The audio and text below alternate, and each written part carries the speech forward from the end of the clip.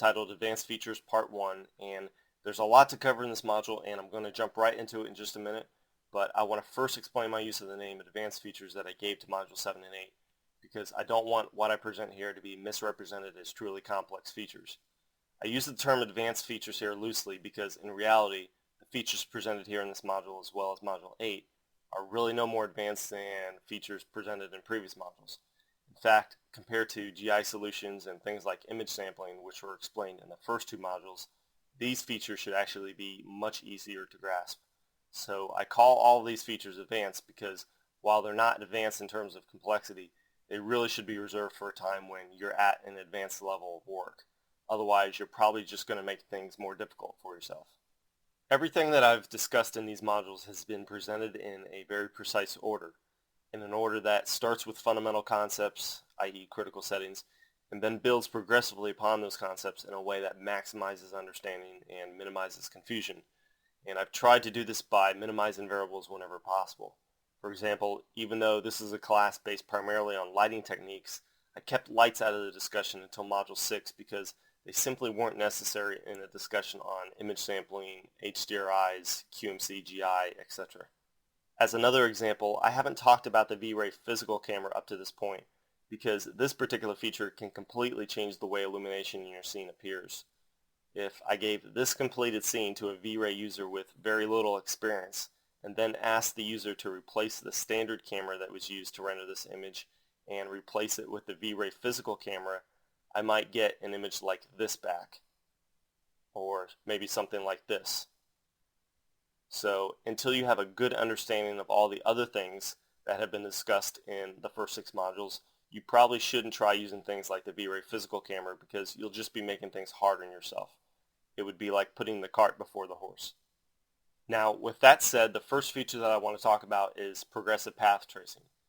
There are so many great things about this program, V-Ray, and I think one of them would have to be the wide range of tools available to get the same end result.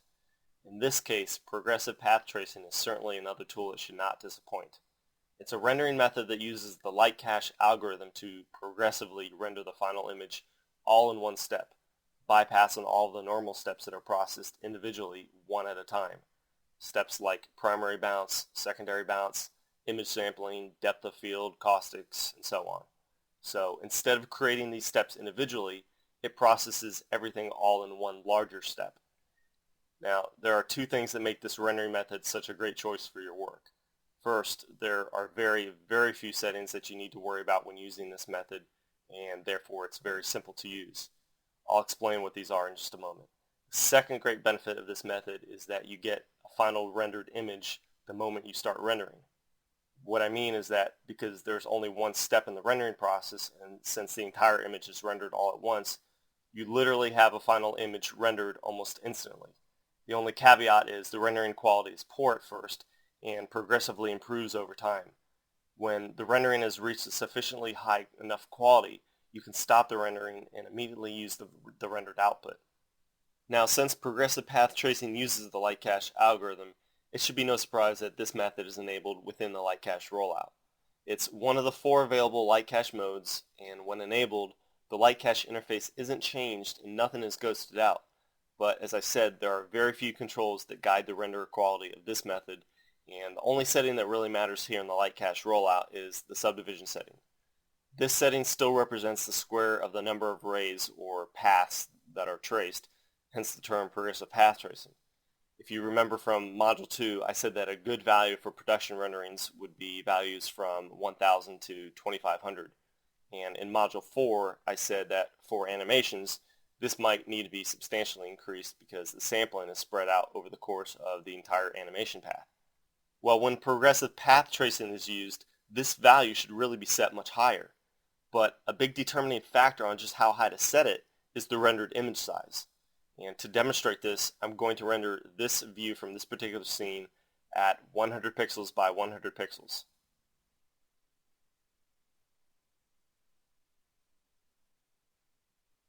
Notice the rendering time. And now I'm going to render the exact same thing at a screen size of 300 by 300.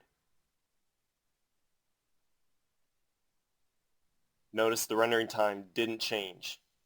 And once again at 600 by 600.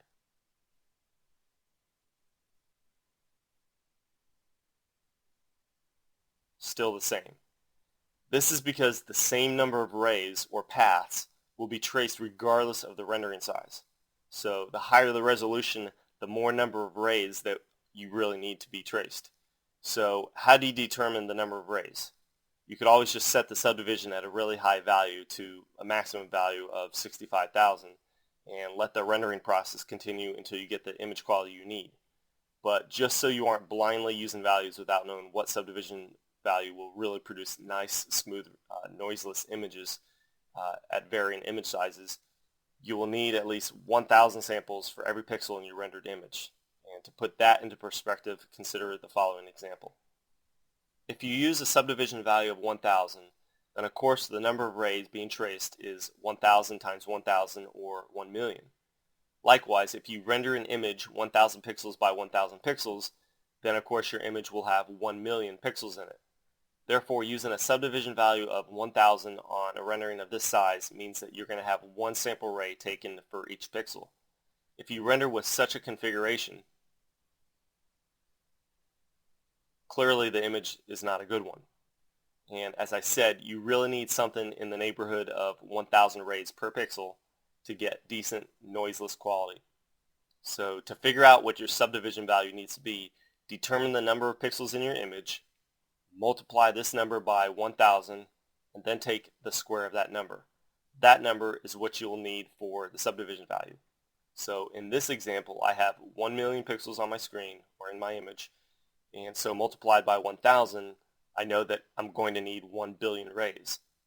The square root of 1 billion is 31,622. So that's the value I'll need when rendering an image size of 1,000 by 1,000. Now, since the subdivision value represents the square root of the number of rays traced, doubling the rendering size means that you're going to need to quadruple your subdivision value to get the exact same rendering quality. This in turn quadruples your rendering time almost exactly, in fact. Now, there's a few more really important things to remember about progressive path tracing. First, there's numerous settings that are ignored when this method is used. For example, image sampling is not even conducted, so the image sampler settings have no effect on the rendering. Next, subdivision values for blurry reflections and refractions are ignored, as well as subdivisions for shadows.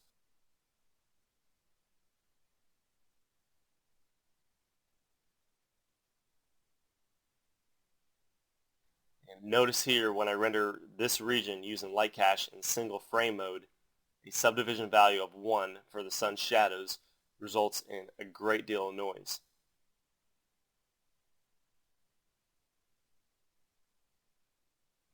Well, when I switch to progressive path tracing and use a decent subdivision value,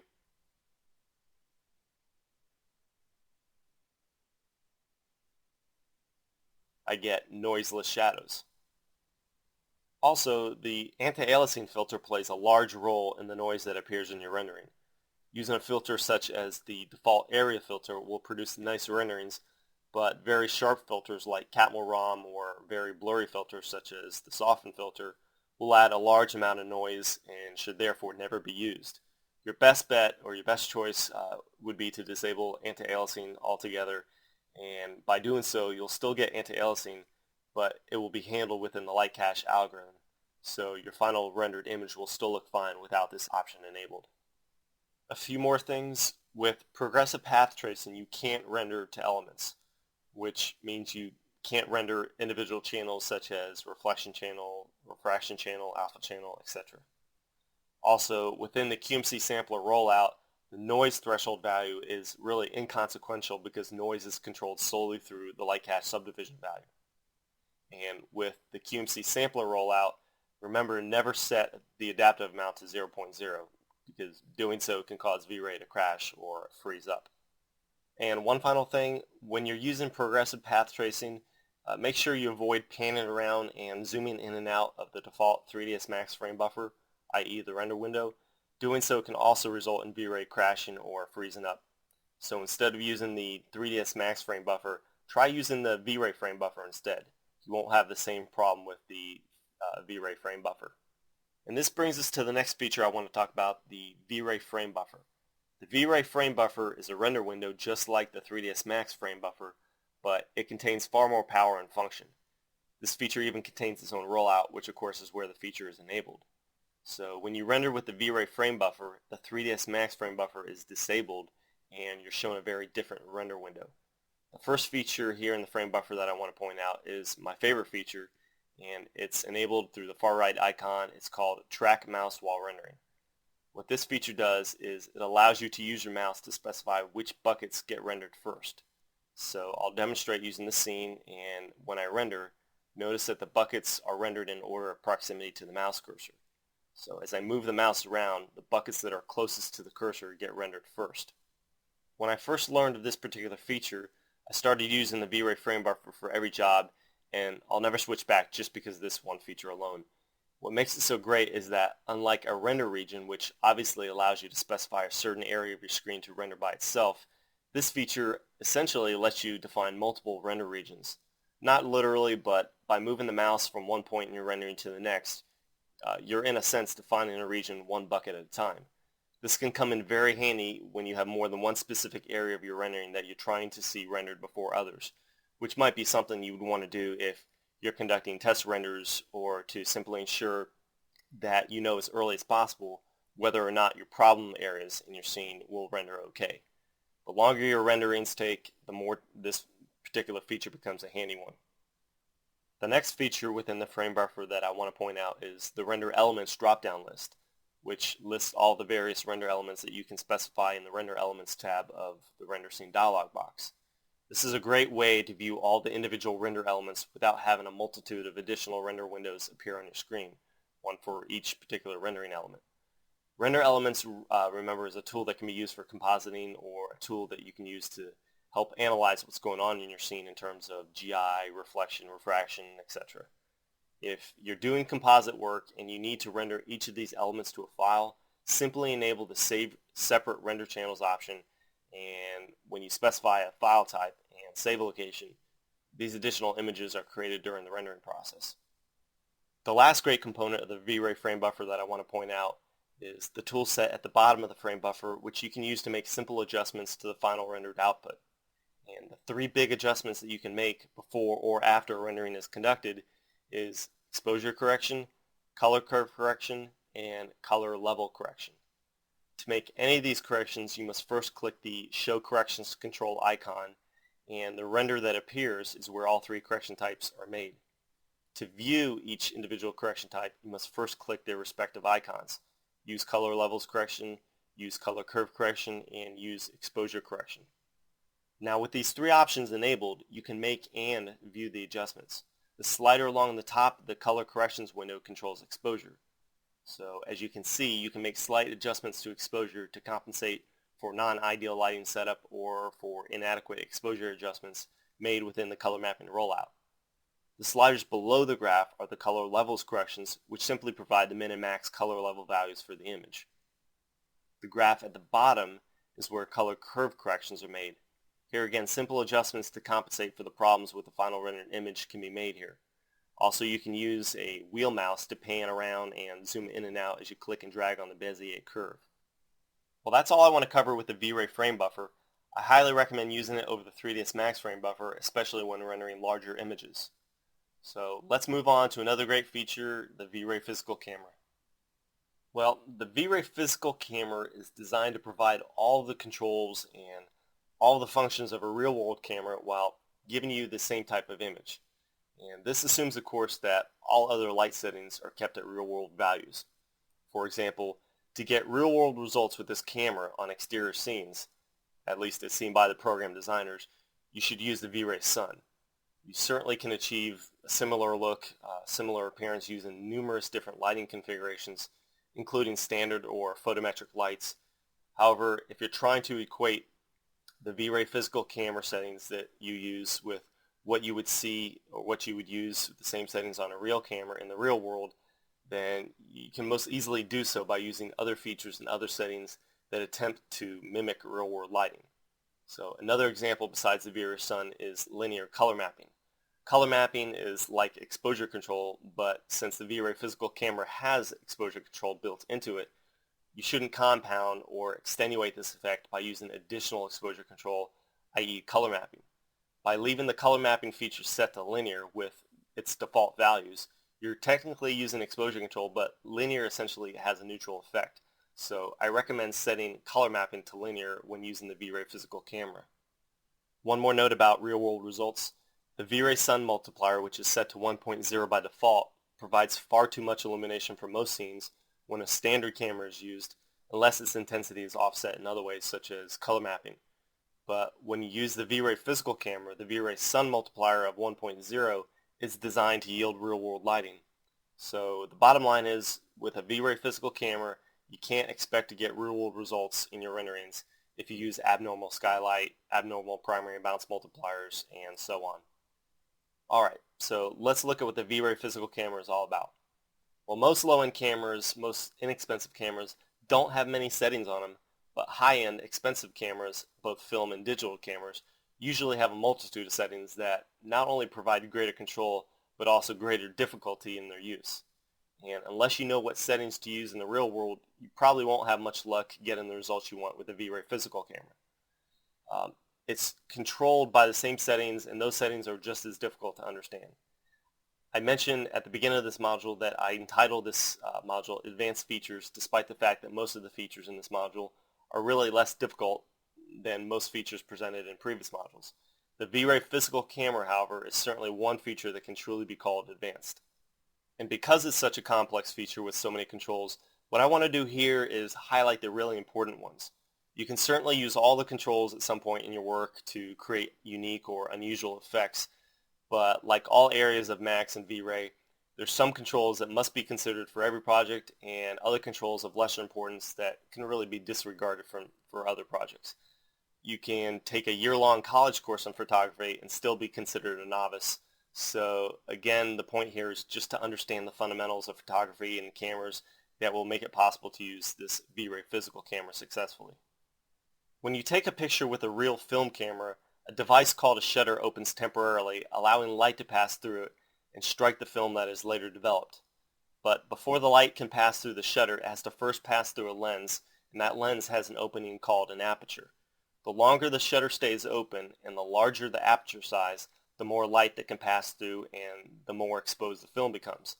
So for every shot that is taken, the shutter speed and the aperture size play a major role in determining how exposed a film becomes. But there's a third major ingredient, and that's film speed. The faster the film, the faster it becomes exposed when it's struck by light, and therefore the less light that is needed to expose the film.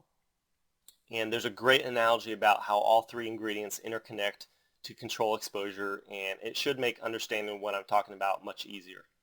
Imagine filling a bucket with water. When you fill a bucket with water, you pour the water in at a certain speed, and the water falls with a certain thickness to its stream. And regardless of how fast you pour the water or how large the stream of water is, the bucket is of a fixed size and you need a certain amount of water to fill the bucket. And the same can be said for film. It doesn't matter how large your aperture is or how long your shutter speed is open. All that matters is that the correct amount of light strikes the film. So the aperture size can be compared to the stream size, and the length of time that you pour the water can be compared to the shutter speed. And lastly, the size of the bucket can be compared to the film speed. So for any given film speed, a precise combination of shutter speed and aperture size is needed. And of course, variations can be made from this combination. However, the farther you stray from the correct amount of exposure, the more erratic your exposure might become. Now, most consumer cameras have standard shutter speeds that can be set, which is simply the amount of time that the shutter is open. Shutter speeds are measured in seconds or fractions of a second, and they usually start at a very slow value, such as 8 seconds, with each successive speed being twice as fast as the previous speed. So a typical range of shutter speeds will contain speeds like 8 seconds, 4 seconds, 2 seconds, 1 second, half a second, a quarter of a second, and so on, all the way to a very fast shutter speed like 1/1000th of a second. An 8-second shutter speed is considered extremely slow and often requires a very small aperture size or a very slow film speed to prevent overexposure. And on the other extreme, 1/1000th of a second is considered extremely fast, and it usually requires a very large aperture size and a very fast film speed to prevent underexposure. This kind of film speed could be used for capturing fast-moving objects without the effect of blurring. The average consumer camera has a shutter speed of about 1/125th of a second, which is really necessary to prevent the typical user from blurring the exposure due to things like handshake. If a shutter is slower than this, i.e. in the 1/60th of a second or slower range, then the user should really be using a tripod because any movement at all in the camera is going to result in a blurring of the exposure. With the V-Ray physical camera, there's a control for shutter speed and it's entered as a denominator. In other words, for a shutter speed of 1/500th of a second, simply enter 500. For 1/60th of a second, enter 60. For a shutter speed of 1 second, enter 1, and for a shutter speed of 2 seconds, enter 0.5. Well, that's shutter speed in a nutshell. Let's look at another term in photography called focal length. The focal length is the distance from the lens to the film. The smaller the distance, the wider the field of view, and the greater the distance, the more telephoto the view. Lenses with a focal length of 35 millimeters or less are considered wide angle, while lenses with a focal length of 100 millimeters or greater are considered telephoto. So a 200 millimeter lens will provide twice the zoom power as a 100 millimeter lens and hence make the objects appear twice as big or twice as close. At the wide angle extreme, objects are distorted from the way they're seen by the human eye, and at the telephoto extreme, objects are not so much distorted as they are blurred when at least not in the range where objects are in focus. Well, the human eye sees objects similar to the way objects are seen with a 50 millimeter lens.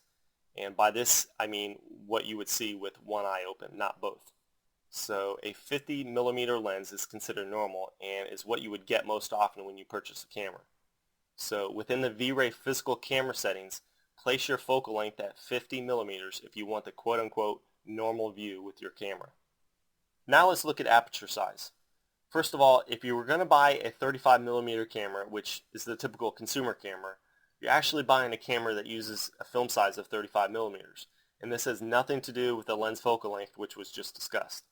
This is because really any lens can be attached to any camera. So when you hear things like a 28 millimeter lens or a 300 millimeter lens, don't confuse this with film size, which by the way is also a setting found within the V-Ray physical camera. I recommend leaving this particular value at 35 millimeters because this has long been the norm in photography. While all lenses are referred to by their maximum aperture size, i.e. the largest opening that they allow, they're made so that the user can control the amount of light that passes through the aperture by controlling the size of the aperture. But instead of providing control that would be based on a percentage of the maximum aperture size, such as 90%, 80%, or 70% of the aperture size, the controls simply allow the user to cut the amount of light in half by cutting the aperture size in half with each successive reduction in aperture size. The term that's used on a lens to control aperture size is known as f-stop. The f-stop is simply the ratio between the aperture diameter to the focal length of the lens. For example, if a wide-angle 28 millimeter lens had an aperture size equal to the focal length, then it would be called a 28 millimeter f1 lens and would allow 100% of the light that comes through to strike the film. The user could cut the amount of light striking the film in half by stepping down the f-stop to a value of 1.4. The light could be cut in half again by stepping down to a value of 2.0. Shown here are the standard f-stop values for the average camera, with 1.0 allowing the most light in and 22 allowing the least amount of light in. So within the V-Ray physical camera, the same f-stop control is provided. It's listed as an F number, which is just another name for f-stop. Now, it's not so critical for an explanation of the V-Ray physical camera, but I thought it would be interesting to mention that not all lenses have an f-stop of 1.0 or 1.4. In fact, few lenses do, and it's because the cost of the lens and the weight of the lens begins to skyrocket as the aperture size increases. This has to do with the complexity of housing a lens with such a large aperture, but the important thing to remember is that a lens with an f-stop of 1.0, 1.4, and 2.0 would be considered fast because they allow a lot of light in really fast, and fast lenses are expensive and not the norm. A lens with an f-stop of 2.8 would be considered a normal lens, and it would have a maximum aperture size of 1/8 of the focal length.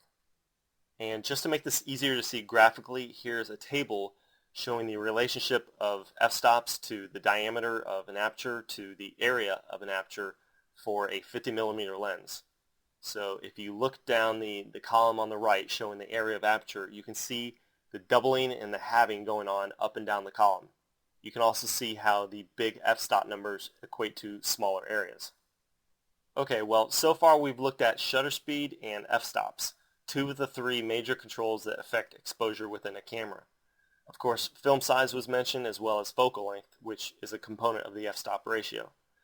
The third major ingredient to the exposure of film is the actual film speed.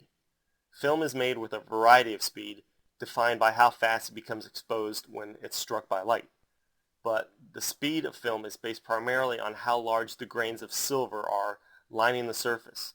And this is because the larger the grains of silver, the more sensitive the film is to light, and the faster it becomes exposed when struck by light. The smaller the grains of silver, the less sensitive the film is to light, and the slower it becomes exposed. The quality of the developed film is directly related to this grain. So film with large grain will be of lesser quality than film with very fine grain. High quality film, i.e. slow film, like the kind used for portraits, is made with very fine grain, which makes it less sensitive to light and requires more light to expose it. Film with large grain is more sensitive to light, so it's considered fast film and requires less light to expose it. Fast film is used for poor lighting conditions or for shooting fast motion, and in a perfect world, film wouldn't contain any grain, but the fact is, the faster the film, the more likely the developed image will show some visible grain. So choosing film is a matter of deciding how much grain you can live with and how long you can stand to have the shutter stay open, i.e. shutter speed. You might naturally want to use the least grainy film available, but the smaller the grain, the longer your shutter needs to stay open to expose the film. The longer your shutter stays open, the more likely you are to have a blurry image, which can be even more detrimental to your image quality than film grain. Just like camera controls, the industry uses standard film speeds, and they are 25, 50, 100, 200, 400, and 800. Going back to the analogy of the bucket of water, just like the bucket needs a certain amount of water to be filled, each film needs a certain amount of light for it to be exposed. With a film speed of 100, you would need twice as much light as film with a speed of 200, yet half as much as film with a speed of 50. Well, like shutter speed and f-stop, the V-Ray physical camera has a setting for film speed, and like a real-world camera, you'll get all the same qualities in the final image that you would get with a real-world image. The default film speed of 200 is the average film speed used in a real camera, and it's a decent choice for a typical daytime scene with partial to full sun. If you want to capture nighttime scenes or fast-moving objects without the excessive blurring, you should use faster films like 400 or 800. If you want to reduce grain in the image or accentuate the blurring effect of fast-moving objects, try a speed of 100 or less. Now, to bring all this together, we know that the shutter speed and f-stop settings control the amount of light that reaches the film, and you could use a wide range of combinations of these two controls. For instance, if we use a light meter in the real world and the meter tells us that a shutter speed of 1/125th of a second and an f-stop of 8 is the correct exposure, any of these combinations of shutter speed and f-stop would work, i.e. any of these combinations would allow in the same amount of light. Well, that does it for the three major areas that I wanted to cover here in Module 7. Now let's briefly review the most important points. The first feature covered, progressive path tracing, is really a nice feature for inexperienced users who just don't want to have to worry about a lot of settings to get right. But it's also good for experienced users. An experienced user that has a lot of time available for rendering might find it convenient to bypass a lot of the test renders and just put the rendering in motion and stop it when it's of sufficiently high quality. An experienced user who has a small amount of rendering time available might also find it convenient not to have to wait for an irradiance map to be calculated, as well as the entire image to be completed before having something that they can use. When this rendering method is used, the subdivision value needs to be set really high, and for a good quality noiseless image, it needs to be set so high that you have at least 1,000 sample rays for every rendered pixel. Also remember to disable anti-aliasing when using this option. With the V-Ray frame buffer, the track mouse while rendering option is great whenever you want to see multiple non-adjacent regions finish rendering first. And along the bottom of the V-Ray frame buffer are numerous icons that give you access to controls which you can use to make small adjustments in color levels, color curves, and exposure. You can actually change the image drastically, but I say small adjustments because you really shouldn't be making large adjustments here. If such large adjustments are needed, you should first attack the problem in other areas of V-Ray. Finally, the V-Ray physical camera is a fantastic feature like no other that allows you to produce a unique and realistic look to your renderings with all the great features found in a real-world camera. And this is a unique and advanced feature which only compounds the complexity of your lighting setup. But when you understand what all the major features do, you actually have a far greater amount of control over your rendered output, just like a photographer in the real world. Things like adding motion blur or depth of field can be handled automatically with a V-Ray physical camera, as well as numerous other qualities that weren't discussed here. So experimenting with some of these additional features might be worthwhile at some point in your work. And this concludes Module 7.